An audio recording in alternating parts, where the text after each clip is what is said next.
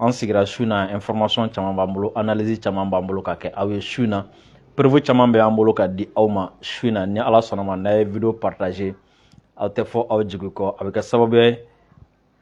fɛn caman bɛ a bɛna bɔ a kalama su na donc an b'a ɲini aw fɛ video a ka partager kosɛbɛ a bɛ se ka partager ka taga yɔrɔ yɔrɔ la a y'a partager ka taga nin y'a san 2 ye nkalon bɛ ka da Mali la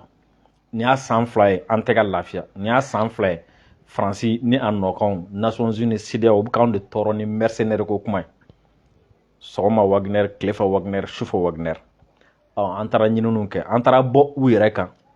Faransi yɛrɛ ka société privée dɔ mercenaire olu fana bɛ baara la yɔrɔ dɔw la an y'olu sɔrɔ an bɛ n'olu di aw ma su in na an bɛna ɲɛfɔli kɛ aw ye o kan walasa désormais Wagner ko kuma bɛ ban mercenaire ko kuma bɛ ban cogo min na mɔgɔ si tɛ se ka a fɔ k'i bɛna n tulokɔrɔla gagner nɔ tuguni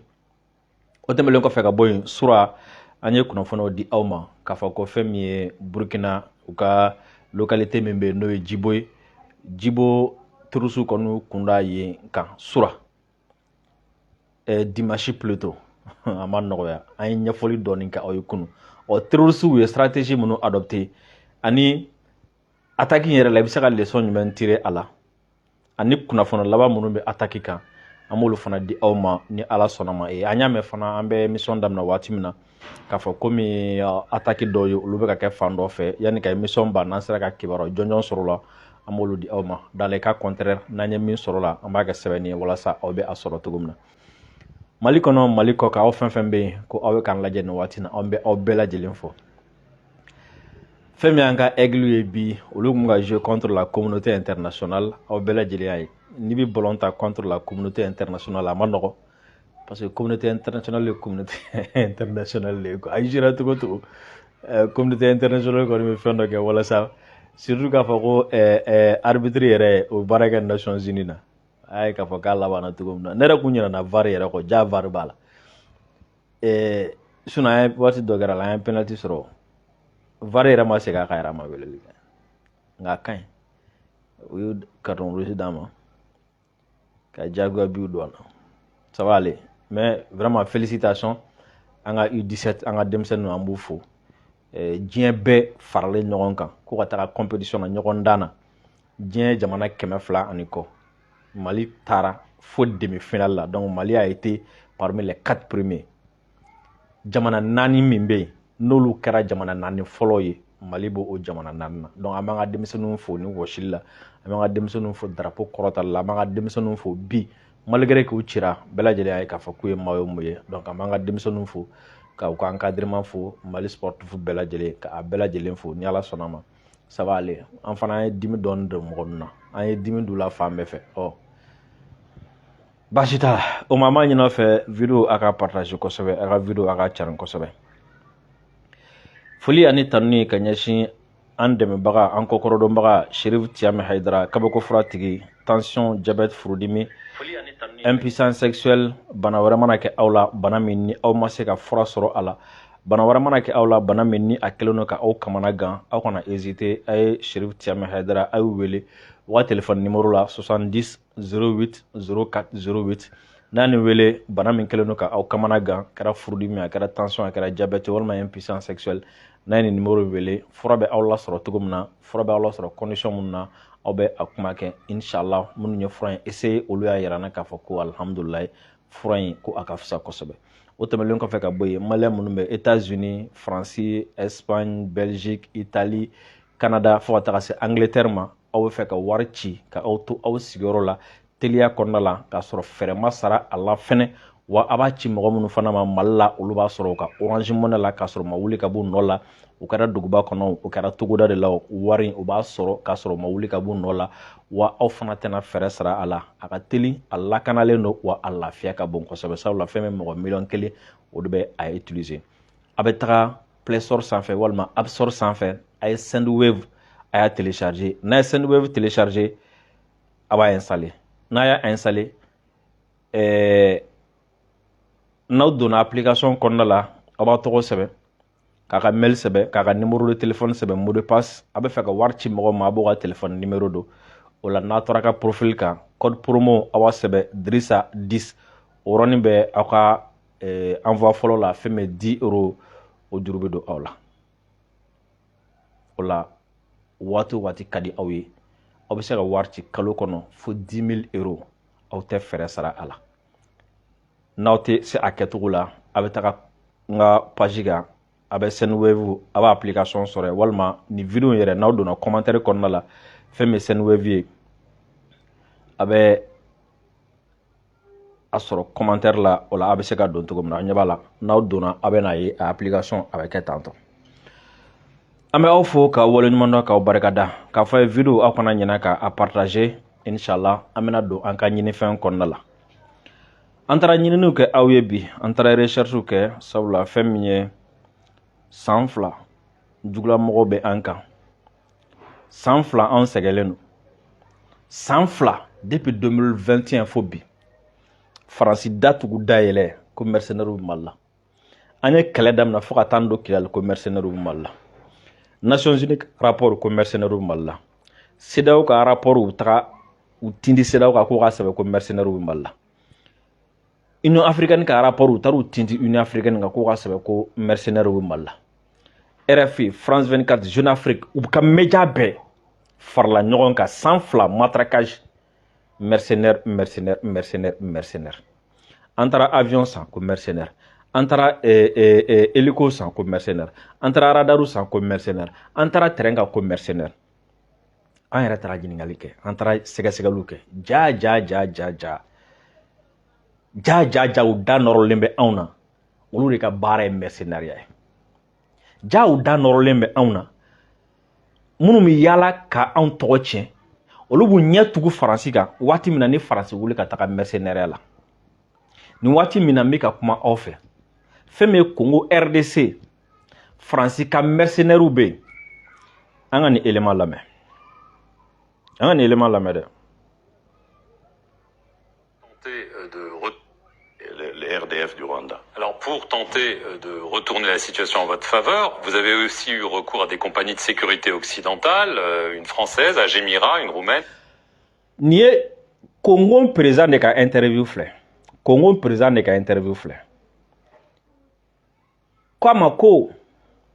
kɛlɛ bɛ aw fɛ bɛɛ b'a dɔn M23 bɛ yen u ka jamana fan bɛɛ n'a bɛ f'o ma ko Goma a ka kala yen kosɛbɛ ko président ko komi a ka kala Goma an ye kibaruyaw sɔrɔ k'a fɔ ko pour que k'i yɛrɛ dɛmɛ k'i taara mercenaires ɲini ka na ko kɛrɛnkɛrɛnnenya k'i taara mercenaires dɔw ɲini ka na n'o ye Faransi mercenaires ye o mercenaires u bɛ groupe privé min na o groupe privé tɔgɔ a y'a lamɛn ka ɲɛ dɛ. Vous avez aussi eu recours à des compagnies de sécurité occidentales, une française, Agemira, une roumaine. Au groupe tɔgɔ de ko Agemira. Faransi mercenaires société privée Agemira o de bɛ ka baara kɛ Congo nin waati na wari bɛ ka saraw ye olu bɛ taga avion ɲini ka na n'a ye wa terrain yɛrɛ kan u bɛ taga kɛlɛ kɛ n b'a kalabaa tɔ lamɛn olu de bɛ ka yaala k'an tɔgɔ tiɲɛ fan bɛɛ fɛ alors que Agemira b'olu fɛ mercenaires ɲɔ ɲɛlen b'olu fɛ wa Agemira in mɔgɔ min b'a ɲɛma n bɛ tila ka tɔgɔ d'aw ma k'a ka fɛn bɛɛ di aw ma sisan an ka taga dɔrɔn. Bien sûr, c'est pour renforcer les capacités. Ce sont des experts, attention, ce sont des experts. Président Tshisekedi ko awɔ ko tiɲɛ don. Agemira bɛ n fɛ Congo. N'u ta mercenaires la wa u bɛ baara kɛ ɲɛ. Experts de don. Wa Faransi commando kɔrɔw de don. Faransi kɔrɔw de don. Olu de ka groupe don. Olu de ka société de mercenaires tɔgɔ ye ko Agemira. Tiɲɛ don n'u ta u bɛ baara kɛ n fɛ. Sont eux-mêmes, qui ont eux-mêmes des carrières de forces spéciales, de commando, etc. Et dont la mission est de renforcer les capacités des forces de défense en situation réelle, sur terrain. En se battant. Ah, bien sûr, mais ils sont combien? Ils doivent être à nos côtés. Donc, ils sont combien, monsieur? 900 par là, un bon millier peut-être. Ouais. Abana, Doreten Kofe. A ko ko tiɲɛ don u bɛ n fɛ yen u bɛ Congo société tɔgɔ ye Agemira n'u taga na walasa u kan ka armée dɛmɛ k'an ka armée sankɔrɔta sabula kɛlɛ bɛ an fɛ ko monsieur le président ko kuma k'u bɛ kɛlɛ kɛ wa ko awɔ bien sûr u bɛ kɛlɛ kɛ ko mɔgɔ joli don k'u ka ca ni mɔgɔ 1000 ɲɔgɔn ye on a RFI tɛ nin kalama France 24 tɛ nin kalama Jeune Afrique tɛ nin kalama Nations Unies ONU tɛ nin kalama CEDEAO tɛ nin kalama Union africaine tɛ nin kalama olu si tɛ nin kalama nin y'a san 3 ye nin ko bɛ sen na u si dama maga la u si ma kuma fɔ et pourtant su fara tile kan anw ka jamana min ni partenariat direct bi anw ni Vladimir Poutine ni ɲɔgɔn cɛ n'an bɛ taga marifa san diɲɛ bɛɛ ɲɛna mais ni société privée de bɛ taga marifa san ka taga n'a ye Congo Agemira de taara Agemira de ye Congo u ka hélico u ka fɛn bɛɛ ka bɛɛ san ka na n'a ye mais anw minnu bɛ taga diɲɛ bɛɛ b'an ye Russie diɲɛ bɛɛ b'an ka ministre de la défense ye Russie wa diɲɛ bɛɛ b'a ye an ka minɛnw bɛ na tile fɛ diɲɛ bɛɛ lajɛlen ɲɛna mais o bɛɛ la u bɛ ka mercenaire ngalon da o la alors que France ka mercenaire bɛ dugu minnu na n'a président yɛrɛ bɛ bɔ k'a reconnu mɔgɔ si tɛ fɛn fɔ olu ye mɔgɔ si t'olu ɲininka mɔgɔ si t'olu tɔgɔ fɔ journal tɛ a fɔ journal télé tɛ a fɔ radio tɛ a fɔ journal sɛbɛnni tɛ a fɔ mɔgɔ si t'a fɔ conseil de sécurité bɛ sigi ka wuli a t'a fɔ alors donc y'a bɛna faamu k'a fɔ ko ja Mali tɔgɔ min b'u da ni Wagner ko kuma en réalité Wagner ko tɛ mercenaire ko tɛ foyi tɛ laɲini wɛrɛ bɛ a kɔfɛ juguya wɛrɛ bɛ a kɔfɛ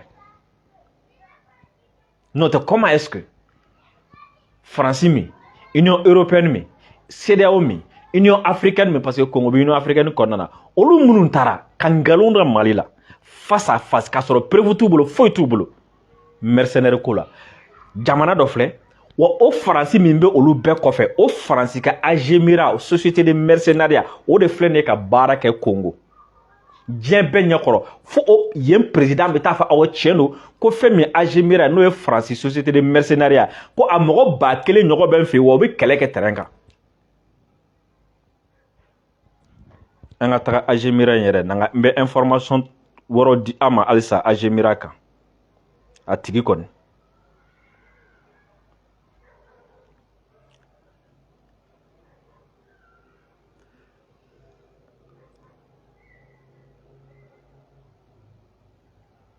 wa ima bandiya fana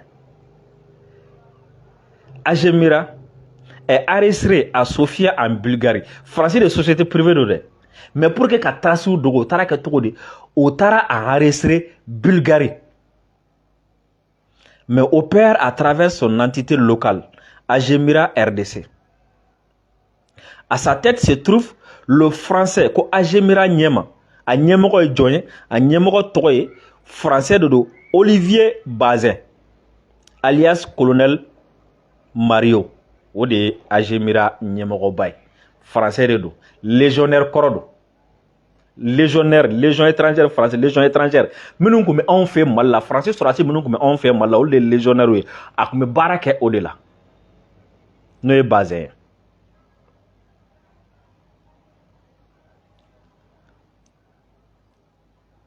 Olivier Bazin o y'a tɔgɔ alias colonel Mario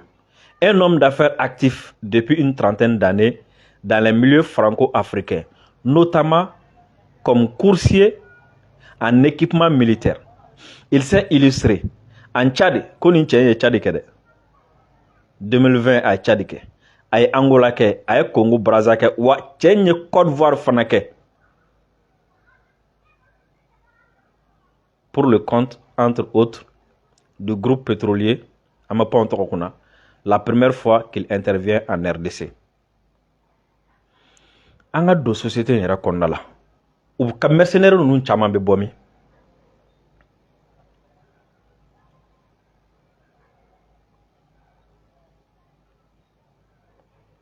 à Goma d'autres blancs alimentent la machine à fantasmes une centaine d'instructeurs militaires romains, pour certains francophones, sont arrivés dès la fin de l'année dernière. Un contingent en provenance de Bucarest a été transporté le 22 décembre 2022 à bord d'un Boeing 737 spécialement affrété auprès de la compagnie aérienne roumaine HelloJet. Donc, Francica, ni société mercenariat min n'a bɛ ka baara kɛ ni diɲɛ bɛɛ b'a kalama a bɛ mɔgɔ dɔw bɛ bɔ Roumanie u bɛ bɔ fa diɲɛ fan bɛɛ fɛ ka na a b'olu bila baara la mais nous on de tɔgɔ tiɲɛnen bɛ yan vous voyez ici que le monde est faux tiɲɛ bɛ min tiɲɛ bɛ min k'a fɔ tiɲɛ bɛ min où est la vérité tiɲɛ bɛ min Vidéo a partagé. Ni preuve de ka di anga jamana ma, ni preuve de ka di ala anga autorité ma. Contre mɔgɔ minnu bɛ ka taa tɔɔrɔ. Ni interview min kala, ni interview kɛra depuis le 11 novembre. Depuis le 11 novembre, ni jamana in président n'o ye Félix Tshisekedi n'o ye Congo président. Depuis le 11 novembre, a y'a fɔ diɲɛ bɛɛ ɲɛna ko France mercenaires b'ale fɛ ka baara kɛ. Depuis le 11 novembre kana bila bi le 28 ye. Aw y'a kuma mɛn jɔn da. Nations Unies y'a fɔ, Union africaine y'a fɔ, CEDEAO y'a fɔ, Conseil de sécurité y'a fɔ. A bɛ journal jumɛn dɔ min y'a kuma fɔ k'a caya. Jɔn y'u condamné, jɔn ye Faransi condamné. U bɛ ka taa baara kɛ yɔrɔ min na, jɔn y'a mɔgɔ condamné, jɔn y'a kuma caya. Mais u b'a essayer k'anw de condamné yan sur du faux, k'anw tɔgɔ tiɲɛ sur du faux, k'anw mankutu tiɲɛ sur du faux. Fo maliyɛn dɔw bɛ taga don la k'u don ka discours la. Fo o ka taga don maliyɛn dɔw kunna, fo Mali journaliw ka taa sɛbɛn, maliyɛn dɔw ka taa sɛbɛn. Ali tɛ se ka ji min ko Wagner, ali tɛ se ka ji min ko mercenariat. Ɔ minnu yɛrɛ bɛ mercenariat la ja Faransi min yɛrɛ b'a kuma caman na, ale de mercenaire ɲɛmɔgɔ ye. Wa n ye fitinin min ta ka fɔ aw ye dɔrɔn nin y'o ye dɛ. N ye fitinin min dɔrɔn ta ka fɔ aw ye.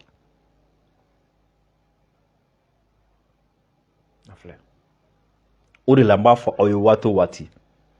An kana aligner occidentaux kɔ. Parce que o fili de bɛ mɔgɔ caman sɔrɔ. Tellement que an ye occidentaux kanu, tellement que an y'u ka démocratie kanu, tellement que an y'u ka taabolo kanu. N'u ko min finen don an ko k'o finen don, n'u ko min jɛlen don an ko k'o jɛlen don, n'u ko min ye kojugu ye an ko k'o ye kojugu ye, n'u ko min ka ɲi o de ka ɲi, n'u ko mɔgɔ min gere b'o kunna an b'a fɔ gere b'o kunna, n'u ko mɔgɔ min terroriste an b'a fɔ k'o terroriste, n'u ko mɔgɔ min rebelle an b'a fɔ k'o rebelle. Mais anw yɛrɛ fɛ yen, min bɛ terroriste baara kɛ an t'o wele ko terroriste, min bɛ rebelle baara kɛ an t'o wele ko rebelle, min yɛrɛ ye juguma an t'o wele ko juguma. An ma aligner ninnu nɔfɛ ten dɔrɔn ka taga fo ka taa fɔ k'an tununa. I m'a dɔn Mali tɔgɔ tiɲɛna. Pour que ka bɔ nin sujet kɔnɔ Maliyɛnw, ne bɛ fɛ ka laɲini dɔ kɛ an ka jamana ɲɛmɔgɔ fɛ bi. N bɛ fɛ ka laɲini dɔ kɛ an ka jamana, a ye video in partager an ka jamana ɲɛmɔgɔw ka nin mɛn. Tiɲɛ don, depuis Kidal libérali kɛlɛ daminɛna an ka jamana y'a fɔ officiellement k'an ni terroristes de bɛ kɛlɛ la. O ye kɛlɛ ye. Mais il est temps. Dimanche, Burkina attaque bɔlen kɔ a la o kɔfɛ. Burkina autorités y'a reconnu k'a fɔ ko mɔgɔ minnu taara attaque la olu fɛ yen ko sema éléments de taara, a ye to ka communiqué ni fɛn bɛɛ lajɛ, ko minnu gosira Mali la k'olu de taara, an ye jɔn ci Mali la, an ye CSP sema ni terroristes ni fɛnw de bunte Mali la, wa k'olu de taara attaque terroriste kɛ olu fɛ yen. Ni diɲɛ groupe o groupe n'a ye Faransi tɔɔrɔ, u b'a classer. A kɛra association, a kɛra fɛn fɛn u b'a classer comme terroriste. Ni diɲɛ groupement fɛn fɛn américain tɔɔrɔ, a kɛra association, a kɛra mouvement, u b'a classer comme terroriste pour que ka se ka isoler k'a mabɔ diɲɛ bɛɛ la, pour que ka se ka diɲɛ bɛɛ siran ka gɛrɛ a la, pour que ka se ka a dɛsɛ ka gɛrɛ diɲɛ bɛɛ la. Israël et Hamas déclaré comme mouvement terroriste, alors que Hamas ministre b'u bolo, Hamas bi Palestine gouvernement la b'a la. Maire b'u bolo, mais Israël ou déclaré comme mouvement terroriste ka da ale ka laɲini kan. Américains ye caman déclaré comme terroriste ka da Américains de ka laɲini kan, mais mɔgɔ tɔw m'u déclaré terroriste. Alors SEMA ye Mali tɔɔrɔ bi, CSP ye Mali tɔɔrɔ bi, u bɛ attaquer kɛ Mali la. Depuis waati min na Mamadou Yusufu bɛna fɔ ko Niger attaque ye jɔn nɔ ye, ko SEMA de nɔ don. Depuis waati min na Burkinabéw bɛna fɔ ko Burkina attaque ye jɔn nɔ ye, ko SEMA de nɔ don. Mali fana na bɛɛ y'a dɔn k'a fɔ ko SEMA de nɔ don. Moi, je pense qu'en Europe, complaisance politique, les États du Sahel, l'Alliance des États du Sahel, ou quand SEMA déclaré officiellement comme un mouvement terroriste. Les États, les États, l'Alliance des États du Sahel, cette alliance doit déclarer la SEMA officiellement comme un mouvement terroriste. Pas aller dire que nous combattons les terroristes, non. Déclarer officiellement la SEMA, le CSP, le MNLA, les déclarer mouvement terroriste, point barre. Et puis au bateau, mɔgɔ si tɛ ka baara kɛ n'u ye Mali la o la n'u ni cɛw cɛ yera Mali la i bɛ minɛ k'i don kaso la n'u ni cɛw cɛ yera Mali la ko i ka di i bɛ minɛ k'i don kaso la n'u ni politique mɔgɔ min hali n'a dɔnna ko sema ni politique mɔgɔ min ka di i bɛ taa kaso la pour complicité avec terroriste o ye Mali ta ye o la jamana o jamana bɛ yen jamana o jamana bɛ yen n'o n'an bɛ baara kɛ olu bɛɛ bɛ obligé k'u kɔ don sema ma parce que an y'u déclaré ko mouvement terroriste o la i tɛ se ka baara kɛ ni mouvement terroriste ye ka tila k'a fɔ k'i bɛ gɛrɛ anw na o la jamana caman bɛ yen ka dayɛlɛ u ye bi b'u don ka bɔ facilement o jamana b'u obligé k'u ka da tugu u ɲɛ voici comme ça ninnu ka ko bɛ kɛlɛ tan quoi il est temps qu'an ka don nin phase kɔnɔna la quoi an ka bɔ voilà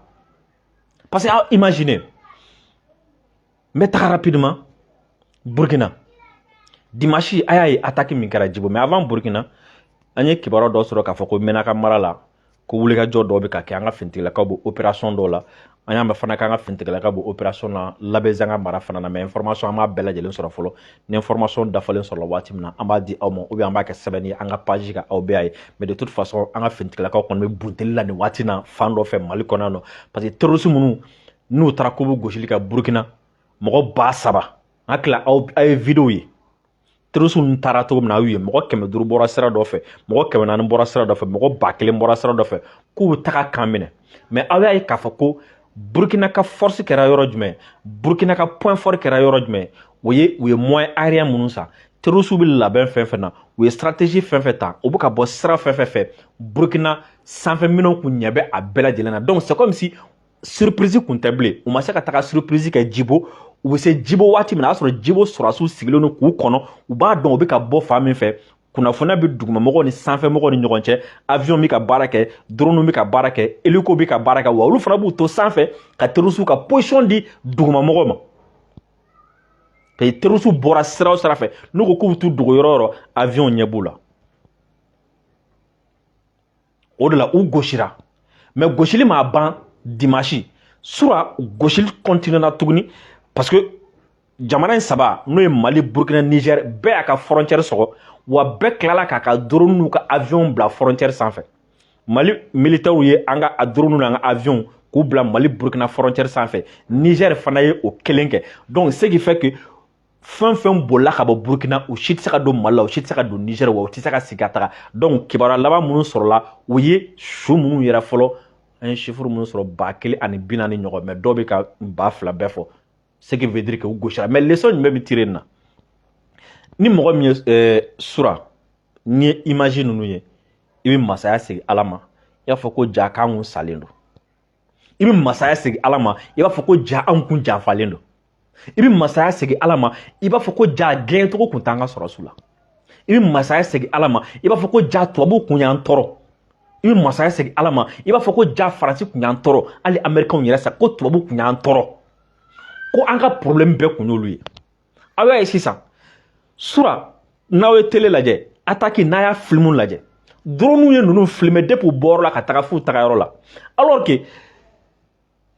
2013 fo 2023 drone kun bɛ Faransi bolo drone kun bɛ Amérique bolo Espagne kun bɛ yan drone kun b'olu bolo MINUSMA kun bɛ yan fɛn bɛɛ lajɛlen kun bolo donc c'est comme si an ka camp fɛn fɛn attaquera ninnu kun b'u sigi k'an ka camp attaquer tɔra film de filɛ tan u tɛ bouger ka b'u nɔ la u tɛ information di an ka sɔrɔsiw ma o tɛ foyi di